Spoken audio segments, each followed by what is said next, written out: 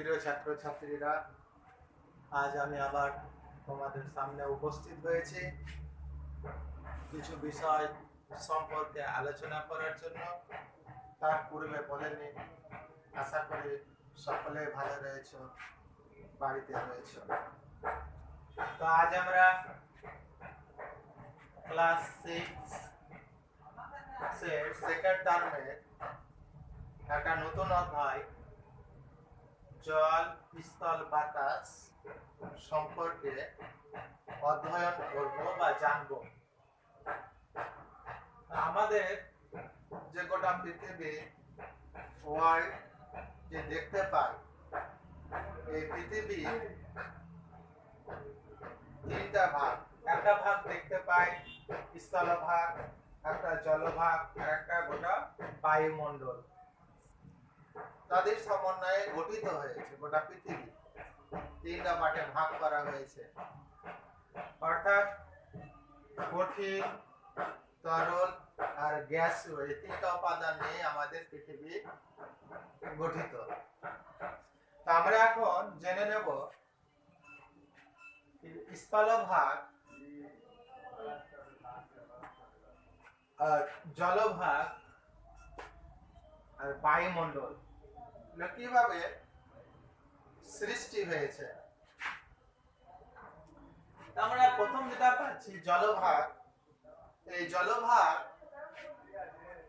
পৃথিবী যখন সৃষ্টি হয় আজ থেকে প্রায় 450 কোটি বছর পূর্বে, বা কারো কারো মতে 500 কোটি বছর আগে পৃথিবী যখন সৃষ্টি হয়, মনে করিনি এটা গোটা একটা পৃথিবী ছিল। এটা যখন সৃষ্টি হয় তখন এক অবস্থা ছিল উত্তপ্ত জ্বলন্ত গ্যাসীয় পিণ্ড।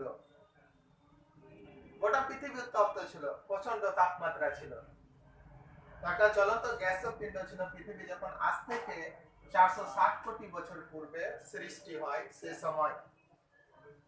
কিন্তু ধীরে ধীরে বছরের পর কোটি কোটি বছর তাপমাত্রা ধীরে ধীরে ছাড়ার ফলে বা বিকিরণ করার ফলে বা পৃথিবীর তাপমাত্রাটা ত্যাগ করার ফলে প্রায় 380 কোটি বছর আগে পৃথিবীর একটা ঠান্ডা হয়ে আসে। পৃথিবীর ওপর উত্তাপ বেশ কমে আসে। তখন পৃথিবীর যে বাইরের ভাগটা আছে, আমি মনে করিনি এটা গোটা পৃথিবী ছিল, নিচের অংশ এটা গোটা উপরের অংশ। তো বাইরের যে ভাগটা আছে ওই ভাগটা বেশ জমাট বেঁধে কঠিন হয়ে ভূত্বকের সৃষ্টি হয়েছে। এটা যখন ধীরে ধীরে শীতল হয়ে জমাট হয়ে কঠিন হচ্ছিল, তখন এর কিছু অংশ কুঁচকে গিয়েছিল। কুঁচকে গিয়ে কিছু জায়গা উঁচু হয়ে যায় এবং কিছু স্থান নিচু হয়ে গেছিল। তো যে জায়গাগুলো উঁচু হয়ে গেছিল ওই জায়গাগুলো পাহাড়, পর্বত, সমভূমি ইত্যাদির উপর অবস্থান করেছে, আর নিচু জায়গাগুলো ছিল। তাহলে আমরা জানলাম পৃথিবী যখন সৃষ্টি হয় আজ থেকে 460 কোটি বছর আগে, তখন পৃথিবী ছিল একটা উত্তপ্ত জ্বলন্ত গ্যাসীয় পিণ্ড, অর্থাৎ আগুনের গোলা। কিন্তু ধীরে ধীরে কোটি কোটি বছর ধরে তাপ বিকিরণ করার ফলে প্রায় আজ থেকে 380 কোটি বছর আগে যখন পৃথিবীর তাপমাত্রা বেশ কিছুটা কমে এসেছিল, তখন পৃথিবীর বাইরের ভাগটা বা কঠিন ভূত্বকটা গঠিত হয়েছিল। এই গঠিত হওয়ার ফলে মানে কিছু কুঁচকে গিয়েছিল, কুঁচকে গিয়ে কিছু জায়গা উঁচু হয়ে গেছিল আর কিছু জায়গা নিচু হয়ে গেছিল। এভাবে পৃথিবীর স্থলভাগ সৃষ্টি হয়েছে। দ্বিতীয় নম্বর যেটা পয়েন্ট, বায়ুমণ্ডল কিভাবে সৃষ্টি হয়।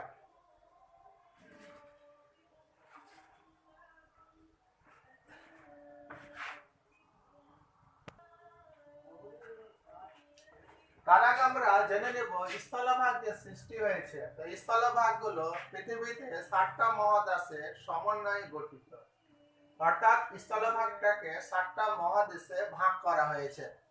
এক, এশিয়া মহাদেশ। এই যেটা গোটা অংশ দেখতে পাচ্ছেন স্থলভাগের গোটা অংশটা হচ্ছে এশিয়া মহাদেশ। এই এশিয়া মহাদেশের আয়তন ক্ষেত্রমানটা হচ্ছে কোটি বর্গ কিমিতে 4.44%। তারপরে চলে আসছি তার নিচে যে গোল গোল ঘরগুলো দেখতে পাচ্ছ, এই ঘরটা হচ্ছে এটা চিহ্নিত করা হয়েছে আফ্রিকা, যেটা আয়তন ছিল 3.01%।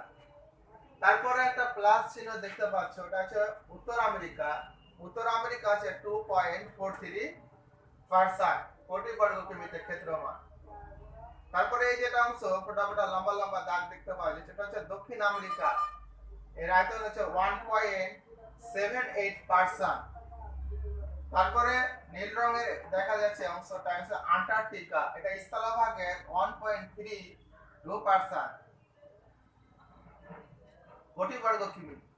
তারপরে এই অংশ যে সাদা অংশটা, এই অংশটা হচ্ছে ইউরোপ, এটা হচ্ছে 1.02 কোটি বর্গ কিমির আয়তন।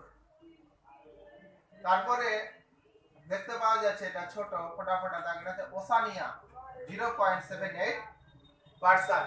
আমরা যে গোটা স্থলভাগ সৃষ্টি হয়েছে, মহাদেশগুলো অবস্থান করছে, তার পার্সেন্টেজ সম্পর্কে জেনে গেলাম।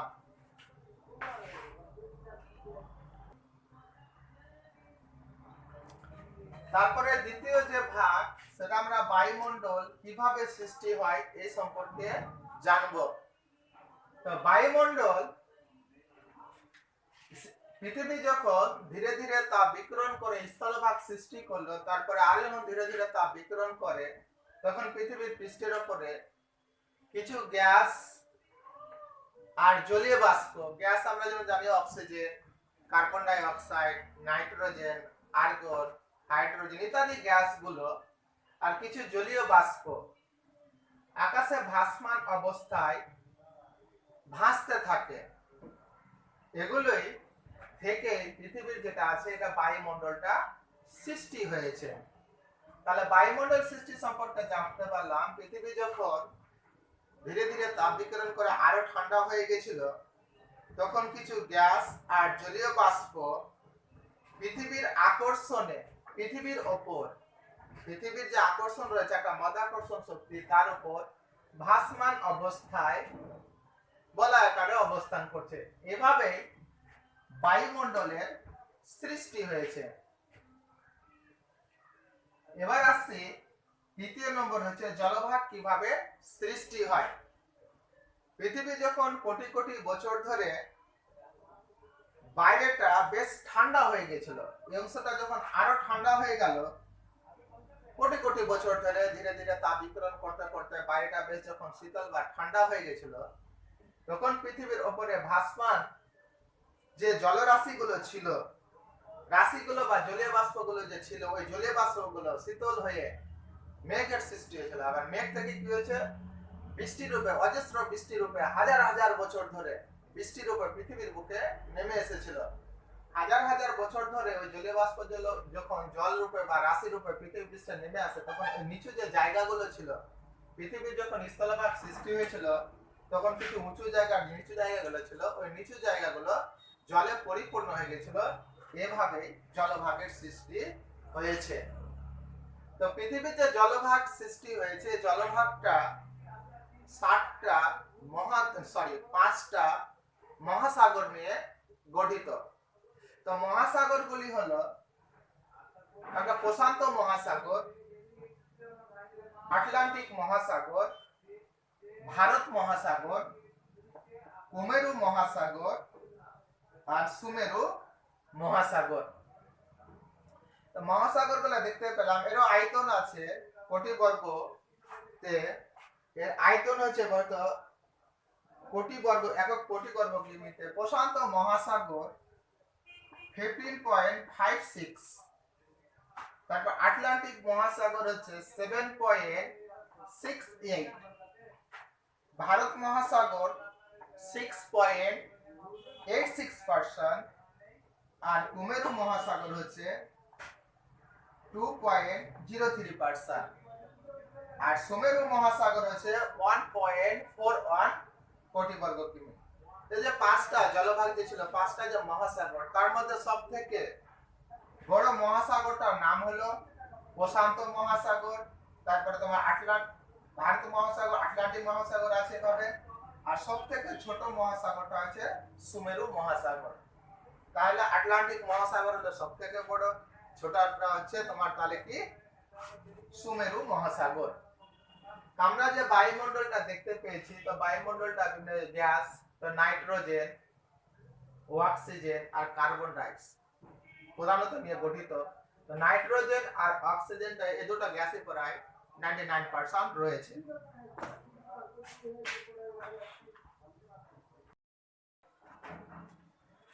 আমরা যে তিনটা পৃথিবীর যে তিনটা স্থলভাগ, জলভাগ, বায়ুমণ্ডল সৃষ্টি সম্পর্কে জানলাম, তার একটা ভাগ হচ্ছে বায়ুমণ্ডল। বায়ুমণ্ডল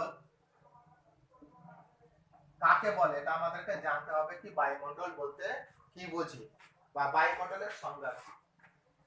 আমি যদি ধরে নিই পৃথিবী পৃষ্ঠ, তার উপরে যে মহাশূন্য, যে ফাঁকা জায়গাটা দেখা যাচ্ছে, এটাকে হচ্ছে বায়ুমণ্ডল বলে। তো বায়ুমণ্ডলের সংজ্ঞা হিসাবে বলা যায় কি ভূপৃষ্ঠ থেকে প্রায় 10,000 কিলোমিটার উচ্চতা পর্যন্ত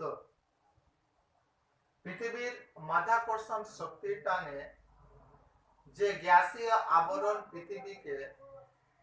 পৃথিবীর চারদিকে অবস্থান করছে বা ঘিরে রয়েছে, এই অদৃশ্য গ্যাসীয় আবরণটাকে বলা হয় বায়ুমণ্ডল। তাহলে বায়ুমণ্ডল সম্পর্কে আমরা জানলাম। বায়ুমণ্ডলের সংজ্ঞা হলো ভূপৃষ্ঠ থেকে প্রায় 10,000 কিলোমিটার উচ্চতা পর্যন্ত স্থানে যে অদৃশ্য গ্যাসীয় আবরণ মাধ্যাকর্ষণ শক্তির টানে পৃথিবীকে ঘিরে রয়েছে, এটাকে বলা হয় বায়ুমণ্ডল। তো এই বায়ুমণ্ডল তিনটি উপাদান নিয়ে গঠিত। একটা হচ্ছে গ্যাসীয় উপাদান, 2 নম্বর হচ্ছে জলীয় বাষ্প, 3 নম্বর হচ্ছে ধূলিকণা। তাহলে গ্যাসীয় উপাদানের আবার দুটো ভাগ রয়েছে, একটা হচ্ছে সক্রিয় গ্যাসীয় উপাদান আর একটা হচ্ছে নিষ্ক্রিয় গ্যাসীয় উপাদান।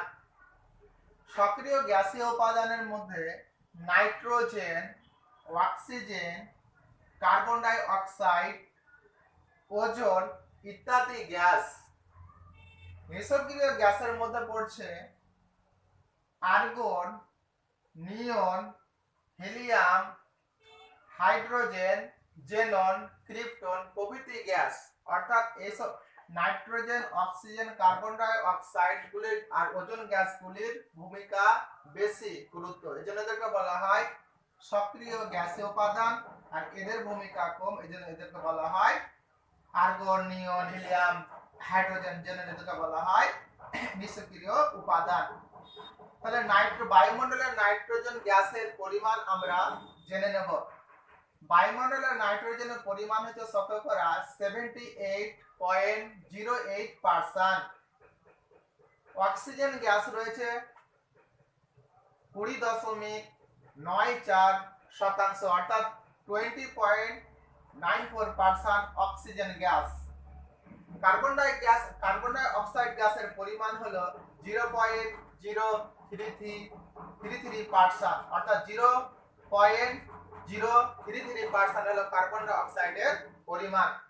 তা বায়ুমণ্ডলে যে নাইট্রোজেন গ্যাস আর অক্সিজেন গ্যাস রয়েছে, এই দুটো গ্যাসই মিলে নাইট্রোজেন প্লাস অক্সিজেন দুটো গ্যাস মিলে আছে 99%। বাকি সব carbon die oxide, ozone, argon, নিয়ন ইত্যাদি গ্যাস মিলে প্রায় 1% রয়েছে। তাহলে বায়ুমণ্ডলের আমরা গ্যাসীয় উপাদান সম্পর্কে জেনে গেছি।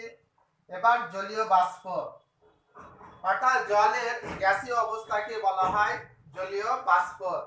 তো বায়ুমণ্ডলের জলীয় বাষ্পের পরিমাণ হলো 0.5 থেকে 4.0%, অর্থাৎ বায়ুমণ্ডলে জলীয় বাষ্পের পরিমাণ 0.5 থেকে 4.0%।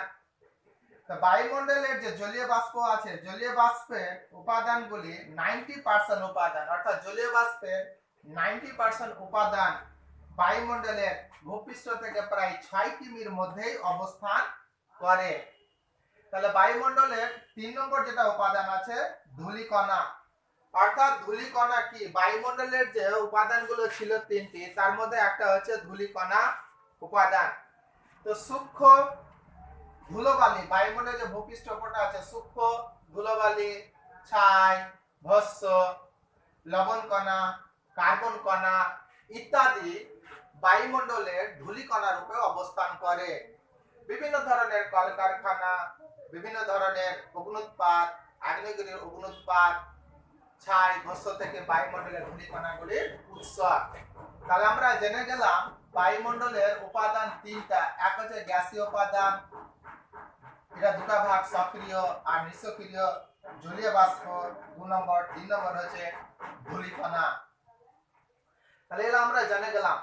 তাহলে আমরা এই যে বায়ুমণ্ডল আছে, কখনো কি আমরা কল্পনা করেছি যে আমরা যদি ওই বায়ুমণ্ডলের নিচ থেকে উপরের দিকে যাই বা প্লেনে করে যদি নিচ থেকে উপরের দিকে যাই, তাহলে প্রথমে দেখতে পাওয়া যায় যে আস্তে আস্তে 1 থেকে 2 কিমির মতো উচ্চতা পর্যন্ত উঠে গেলে দেখা যায় যে ভূপৃষ্ঠের নিচে যে ঘর বাড়িগুলো আছে ছোট ছোট বাক্সের মতো দেখায়। যখন আরো উপরের দিকে উঠে যাওয়া যায়, প্রায় 10 কিলোমিটারের মতো যখন উপরে উঠে যাওয়া যায়, তখন মনে হয় কি বন জঙ্গল যে সবকিছু আছে যেন নেই, দেখাই যায় না, হারিয়ে গেছে। যদি আরো উপরে যাওয়া যায় তাহলে 80 কিলোমিটার উপরের দিকে দেখা যায় কি একটা মিস কালো আকাশ অবস্থান করছে, অথচ সূর্য আর চন্দ্র অবস্থান করছে আকাশে। তো এই অবস্থাগুলো আমরা দেখতে পাই। তাহলে আমরা যে উপর থেকে নিচের দিকে যে আকাশে আমরা দেখতে পাই একটা নীল রঙের আকাশ দেখতে পাই, আর তার উপরে আবার কালো আকাশ অবস্থান করে। তো নীল রঙের আকাশটা কি? আমরা ভূপৃষ্ঠে উপরের দিকে দেখতে পাই একটা নীল রঙের আকাশ অবস্থান করছে। ওই নীল রঙের আকাশ অবস্থান বা বিরাজ করছে। আসলে যে নীল রঙের আকাশটা আমরা দেখতে পাই, এটা কিন্তু আকাশ না, এটা হচ্ছে বায়ু স্তর। তো বায়ু স্তরকে নীল রঙের কেন দেখায়? বায়ু স্তর বলতে প্রধানত জলীয় বাষ্প আর ধূলিকণা দুটো উপাদান নিয়ে গঠিত। কি বললাম? একটা বললাম জলীয় বাষ্প আর একটা ধূলিকণা যে বায়ুমণ্ডলে থাকে।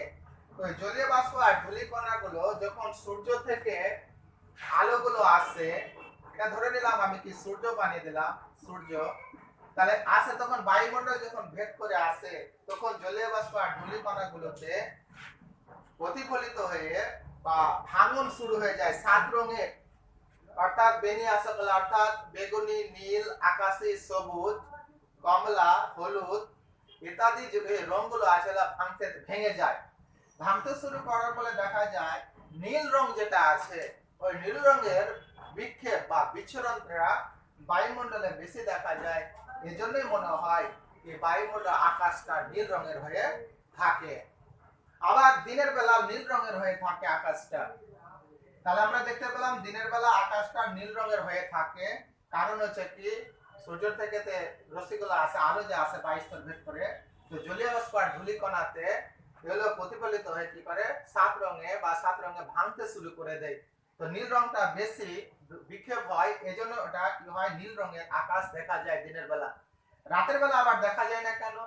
যেহেতু রাতের বেলা সূর্যের আলো থাকে না, ফলে ধূলিকণাগুলো সব প্রতিফলিত হয় না, আলোর বিচ্ছুরণ ঘটে না, ওই জন্য রাতের বেলা আকাশটা কালো রঙের দেখায়।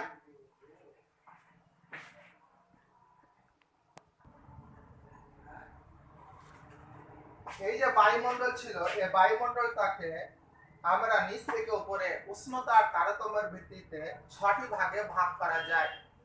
নিচের সব থেকে যে স্তর রয়েছে সেটাকে বলা হয় ট্রপোস্ফিয়ার, তারপরে স্তরটি স্ট্র্যাটোস্ফিয়ার, তারপরে এটা মেসোস্ফিয়ার, তারপরে এটা থার্মোস্ফিয়ার বা আয়োনোস্ফিয়ার, তারপরে উপরে অংশটা 22টা এক্সোস্ফিয়ার, তারপরে এটা হচ্ছে ম্যাগনেটোস্ফিয়ার।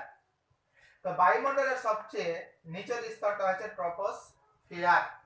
তাহলে ট্রপোস্ফিয়ার কাকে বলে? বায়ুমণ্ডলের অর্থাৎ ভূপৃষ্ঠ থেকে উঁচু প্রায় 18 কিলোমিটার উচ্চতা পর্যন্ত জায়গাটাকে বায়ুমণ্ডলের সবচেয়ে নিচের স্তর, 0 থেকে 18 কিলোমিটার বায়ুমণ্ডলের সবচেয়ে নিচের স্তরটাকে বলা হয় ট্রপোস্ফিয়ার। ট্রপোস্ফিয়ার নিরক্ষীয় অঞ্চলে 18 কিলোমিটার আর মেরু অঞ্চলে 8 থেকে 9 কিলোমিটার পর্যন্ত উচ্চতা বিশিষ্ট হয়ে থাকে। ট্রপোস্ফিয়ারের কয়েকটা বৈশিষ্ট্য আমরা জেনে নেব। বায়ুমণ্ডলের যে গ্যাসীয় উপাদান আছে ওই গ্যাসীয় উপাদানের 75% এবং প্রায় 100% জলীয় বাষ্প আর ধূলিকণাগুলি, বায়ুমণ্ডলের উপাদানগুলি প্রায় 70% গ্যাসীয় উপাদান আর জলীয় বাষ্প আর ধূলিকণাগুলি এই স্তরে যথেষ্ট পরিমাণে থাকে। এটা একটা বৈশিষ্ট্য। 2 নম্বর বৈশিষ্ট্য হলো এই স্তরের ঘনত্ব খুবই বেশি। 3, এই স্তরে যত নিচ থেকে উঁচু দিকে যাওয়া যায় প্রতি 1000 মিটার উচ্চতাতে তাপমাত্রা 6.4 বা 6.5 ডিগ্রি সেলসিয়াস হারে কমে যায়। অর্থাৎ ট্রপোস্ফিয়ারে নিচ থেকে যত উপরের দিকে যাওয়া যায় প্রতি 1 কিমিতে বা 1000 মিটার উচ্চতাতে তাপমাত্রা 6.4 বা 6.5 ডিগ্রি সেলসিয়াস হারে কমে যায়। এটাকে বলা হয় উষ্ণতা হ্রাসের, স্বাভাবিক উষ্ণতা হ্রাসের হার বা normal lapse rate of temperature. আর একটা বৈশিষ্ট্য হলো কি এই স্তরে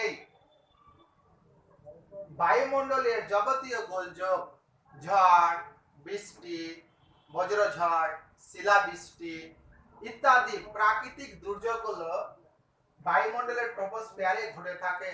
এজন্য স্তরকে বলা হয় ক্ষুদ্র মণ্ডল।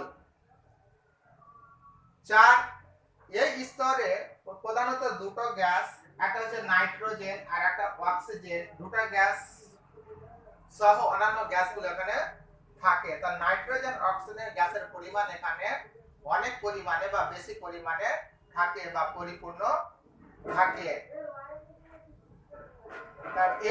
এর আরেকটা বৈশিষ্ট্য হলো কি এই উপাদান থেকে ট্রপোস্ফিয়ারের ঊর্ধ্ব স্তরে আর স্ট্রাটোস্ফিয়ারের মধ্যে, অর্থাৎ ট্রপোস্ফিয়ারের আর স্ট্রাটোর মধ্যবর্তী 2 বা 3 কিমি জায়গাতে, 2 থেকে 3 কিমি অঞ্চলের মধ্যে তাপমাত্রার কোনো পরিবর্তন হয় না।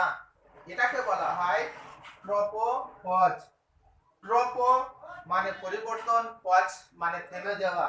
অর্থাৎ স্ট্রাটোস্ফিয়ারের যে তাপমাত্রাগুলো উচ্চতা বৃদ্ধিতে কমছিল বা পরিবর্তন হচ্ছিল সেটা এই অঞ্চলে থেমে যায়। এটাকে বলা হয় ট্রপোপজ। তাহলে ট্রপোজের সংজ্ঞা পেলাম ট্রপোস্ফিয়ার আর স্ট্রাটোস্ফিয়ারের মধ্যবর্তী 2 থেকে 3 কিমি অঞ্চলের মধ্যে বায়ুমণ্ডলের কোনো তাপমাত্রা বা বায়ু প্রবাহের কোনো হেরফের হয় না, এইজন্য এটাকে বলা হয় তাপমাত্রার কোনো পরিবর্তন হয় না, স্থগিত হয়ে যায়, এটাকে বলা হয় ট্রপোপজ। তো বায়ুমণ্ডলের ঊর্ধ্ব স্তরে তাপমাত্রা কমতে কমতে এই ট্রপোপজের তাপমাত্রা বা ট্রপোপজের শেষ সীমায় তাপমাত্রা ট্রপোস্ফিয়ারের শেষ সীমায় বা ট্রপোপজের তাপমাত্রা থাকে -60 ডিগ্রি সেলসিয়াস। তাহলে আমরা জেনে গেলাম বায়ুমণ্ডলের নিচের স্তর সম্পর্কে জানলাম। তাহলে আজকে এ পর্যন্তই থাকলো। আগামী দিন বা আগামী ক্লাসে বাকি অংশগুলি সম্পর্কে এক এক করে আলোচনা করা হবে। এবার রিপিট মেরে নিই আমরা। তাহলে বায়ুমণ্ডলের 3টা উপাদান, একটা গ্যাসীয় উপাদান, গ্যাসীয় উপাদান 2 ভাগ, সক্রিয়, নিষ্ক্রিয়। 2 নম্বর হচ্ছে জলীয় বাষ্প, 3 নম্বর হচ্ছে ধূলিকণা। Thank you. পরবর্তী ক্লাসে বাকি অংশগুলো নিয়ে আলোচনা করা হবে।